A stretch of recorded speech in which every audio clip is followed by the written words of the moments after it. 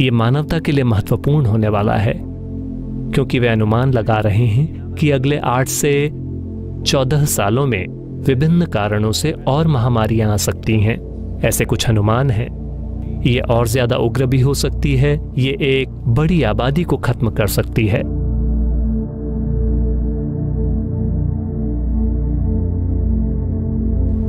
ये ठीक नहीं होगा कि हम इसकी तुलना स्पेनिश फ्लू से करें या बुबोनिक प्लेग से, जिसे काली मौत कहा गया था, क्योंकि ये उतना उग्र नहीं है।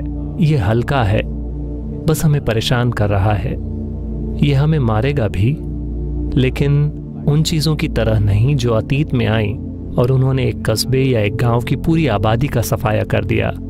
ये एक अलग तरह का है। ये हमें एक अलग तरह से नुकसान पहुंचाएगा। तो अपनी गतिविधियों में समझदार रहकर, सावधान रहकर और सतर्क रहकर हम इस पर पकड़ बना सकते हैं। लेकिन अब तक अतीत में जब भी इस तरह के वायरस हुए, हमें कभी भी कोई समाधान नहीं मिला। ये समय के साथ साथ हुआ।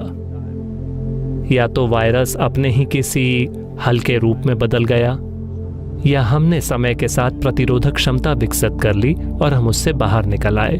लेकिन हमें कभी एक असली हल वाकई नहीं मिला कि ये सारी चीजें जिनका दावा किया जा रहा है कि 2 महीने में 3 महीने में वैक्सीन आने वाली है, ऐसी चीजें नहीं हुई हैं। ऐसा नहीं है कि इस बार भी इसे नहीं होना चाहिए, लेकिन हम पहले ही जान गए हैं कि वायरस की 10 से ज्यादा नस्लें हैं। हम वैक्सीन कैसे बनाने वाले हैं? अगर हम एक वैक्सीन बना भी लें तो हम इसे 7 अरब लोगों को कैसे लगाने वाले हैं? 10 वैक्सीन हैं। ये अपने आप में एक बहुत बड़ा काम होगा। तो एकमात्र तरीका है अपने इम्यून सिस्टम को बेहतर बनाना। दुनिया के ज्यादातर हिस्सों में 80% से अधिक आबादी शायद 100 साल पहले खेती किसानी से दूर हो गई। भारत में हम जमीन से दूर हुए हैं केवल 25-30 सालों पहले। यह फायदा अभी भी हमारे साथ है। ये ज्यादा दिनों तक हमारे साथ नहीं रहेगा। अगर हर कोई ऊंचे ऊंचे अपार्टमेंट्स में रहना शुरू कर दे, धरती के संपर्क में आए बिना और लैब के चूहों की तरह रहना शुरू कर दे, हर चीज से सुरक्षित, तो हमारी इम्यूनिटी भी कम हो जाएगी। लेकिन मुझे लगता है कि ये फायदा अभी भी हमारे साथ है। लेकिन अभी मैं अपनी इम्यूनिटी बढ़ाने के लिए क्या कर सकता हूँ? जैसा कि मैंने कहा, ये कोई रातों रात होने वाला समाधान नहीं है, लेकिन समय के साथ आप ऐसा कर सकते हैं। नीम लगभग पूरे देश में उपलब्ध है। पहाड़ी स्थानों को छोड़कर रोज नीम की पत्तियों को खाना, हल्दी तो वैसे भी मौजूद है। आजकल लोग नैनो हल्दी बना रहे हैं, जिसे हमारा शरीर आम हल्दी की तुलना में ज्यादा आसानी से सोख लेता है। ये भी आपके इम्यून सिस्टम को काफी बेहतर बनाती है। अगर आप आंवले को, जिसे गूसबेरी या नल्लीकाई भी कहते हैं, अगर आप इसे रात भर शहद में भिगोकर रखते हैं, साथ में कुछ टूटी हुई काली मिर्च या ग्रीन पेपर, मैं उन लोगों के लिए कह रहा हूं जो दूसरे देशों से हैं। ग्रीन पेपर से मेरा मतलब हरी मिर्च नहीं है। कहने का मतलब है कच्ची काली मिर्च, जिसे आपने दुनिया के ज्यादातर हिस्सों में नहीं देखा होगा। यहाँ ये हमारे लिए बहुत आम है। तो इसे शहद में भिगोएं और हर दिन 3 चम्मच, दिन में 3 बार इसका सेवन करें। ये सभी चीजें सबसे अच्छी तरह तब काम करती हैं जब आप खाली पेट होते हैं। तो सुबह सबसे पहले आप इसका सेवन करें। अगर आप ये चीजें करते हैं तो आप अपने इम्यून सिस्टम में काफी बढ़ोतरी देख सकते हैं। मैं कहूँगा कि 4 से 8 हफ्तों में आप देख सकते हैं कि आपका इम्यून सिस्टम काफी बेहतर हो गया है। ये ऐसी चीजें हैं जिससे आप एक अरसे के लिए करते हैं और अपने सिस्टम को मजबूत करते हैं कि जो अगला वायरस आएगा, आप शायद उससे निपटने के लिए एक बेहतर स्थिति में होंगे। यानी अगर आप जिंदा हों तो हाँ, इसे हल्के में ना लें। फिलहाल ये हम में से हर एक के लिए एक चुनौती है कि हम इस समय के दौरान जिंदा रहें। इसका यही मतलब है। ये मत सोचिए कि ये कोई दूर की चीज है जो चीन या इटली के लोगों के साथ होती है।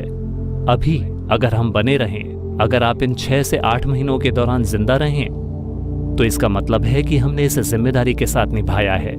अगर हम में से हर कोई जिंदा रहता है तो इसका मतलब है कि हम वाकई अच्छे हैं। हम जागरूकता और जिम्मेदारी के साथ जीते हैं। इसका यही मतलब है।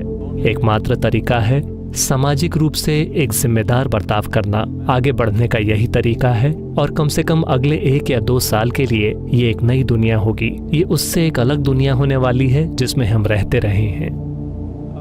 अभी कई चीजें की जा रही हैं। मैं एक चीज के बारे में आपको बताना चाहूंगा, खासकर वो लोग जो अमेरिका में हैं। हार्वर्ड यूनिवर्सिटी और उसके साथ Beth Israel hospital medical centre के साथ मिलकर अमेरिका में दोनों मिलकर शोध कर रहे हैं कि कैसे योग का अभ्यास करने वाले लोग, जो लोग योग के कुछ अभ्यास करते रहे हैं, वे इस वायरस के प्रति कैसे रिस्पॉन्ड करते हैं, उनका लचीलापन कैसा है, क्या वे बेहतर सरवाइव कर रहे हैं। मुझे 100% यकीन है कि वे बेहतर सरवाइव कर रहे हैं, लेकिन हमें क्या कहें, इसके लिए मेडिकल सबूत चाहिए, लेकिन मुझे 100% यकीन है। तो योग खून से नहीं आता, आपको इसे करना होगा। इस कमबख्त चीज के साथ सिर्फ यही एक समस्या है, ये जादुई तरीके से काम करता है, लेकिन आपको इसे करना होगा। आप अपने डॉक्टर से नहीं कह सकते कि वो आपके लिए योग करे, ये उस किस्म का नहीं है। तो वे ईशा योग का अभ्यास करने वाले 5000 लोगों के सैंपल ले रहे हैं, और वे योग का अभ्यास न करने वाले 10,000 लोगों के भी सैंपल लेंगे, और वे शायद अगले 3 से 4 महीनों में अपने अध्ययन के नतीजे पर पहुंचेंगे कि इन लोगों में क्या अंतर है। मुझे 100% यकीन है कि अंतर होगा, लेकिन अगर आप अभ्यास कर रहे हो तभी।